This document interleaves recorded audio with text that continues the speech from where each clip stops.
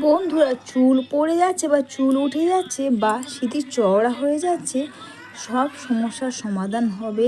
আর চুলটাকে কিন্তু দ্রুত পরিমাণে লম্বা ঘন কালো করতে কিন্তু ও চুলের গোড়াকে মজবুত করতে খুব পরিমাণে সাহায্য করবে। তার জন্য নিয়েছি দেখো এই কটা জিনিস। এখানে নিয়েছি মেথি, কালো জিরে, কারি পাতা আর ফেলে দেয়া পেঁয়াজের খোসা। বুঝতেই পারছো এই রেমেডি বা এটা ব্যবহার করলে তোমাদের হেয়ারটাকে তো গোড়া থেকে মজবুত লম্বা ঘন কালো করবে, চুল পড়ার সমস্যা তো দূর করবে, তেমনই কিন্তু দ্রুত পরিমাণে নতুন চুলও গজাবে। এমনকি চুলের যে ডগা ফেটে যাচ্ছে বা নতুন চুল হচ্ছে না বা ডগা ফাটার সমস্যা যাই থাক না গা, সেগুলোকে কিন্তু খুব সহজে দূর করে দেবে। তো সবার প্রথমে চলো এগুলোকে তোমরা কিভাবে ব্যবহার করবে।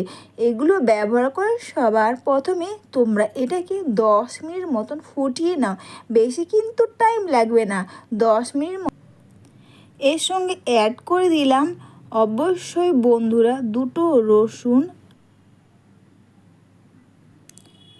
দুটো কি তিনটে রসুন আর দিলাম লবঙ্গ।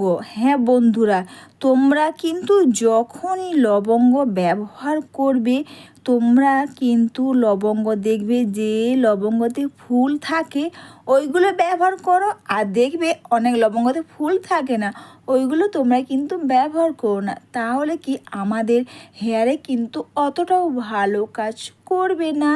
দেখো এটা কিন্তু যখন ফুটে যাবে দেখতেই পাচ্ছ কালারটা খুব সুন্দর। আর এটা কিন্তু তোমরা একটু বেশি করে বানিয়ে নিয়ে কিন্তু বাড়ির সবাই মিলে কিন্তু ব্যবহার করতে পারবে। আর চাইলেও তোমরা এটা কিন্তু ফ্রিজে রেখেও দিতে পারবে। দেখো এটা কিন্তু তোমরা অবশ্যই কিন্তু 10 মিনিট মতন ফুটিয়ে নেবে।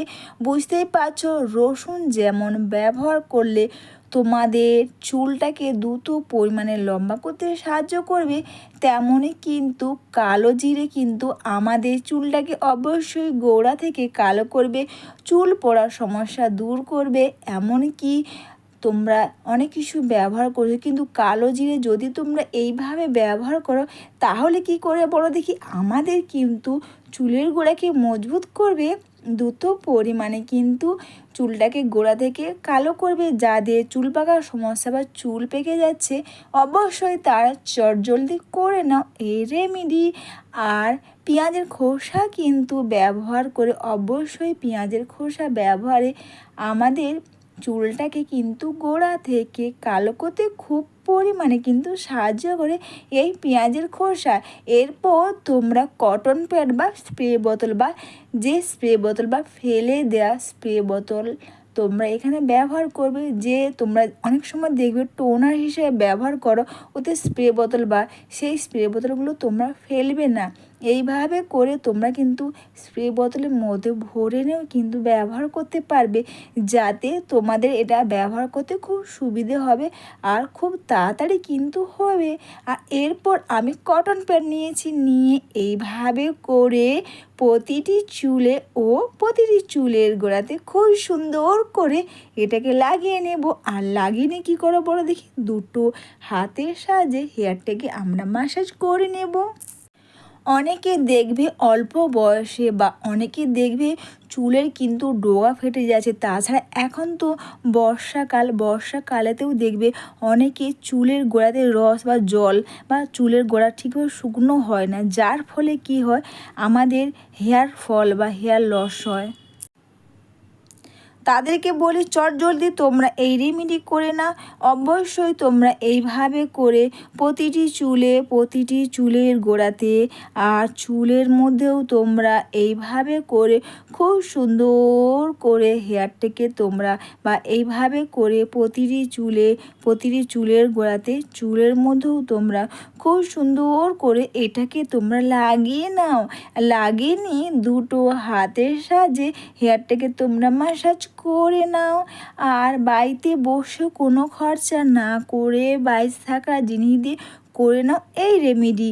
আর এটা করলে তোমরা বা এটা করেই তোমরা বুঝতে পারবে এটা ব্যবহারে তোমাদের চুল পড়ার সমস্যা যেমন দূর করবে, তেমন কিন্তু দ্রুত পরিমাণে নতুন চুলও এইভাবে করে তোমরা প্রতিটি চুলের গোড়াতে চুলের মধ্যে তোমরা এইভাবে করে সুন্দর করে লাগিয়ে নিয়ে হাতের সাহায্যে তোমরা হেয়ারটাকে মাসাজ করে রেখে দেবে 10 থেকে 15 মিনিট।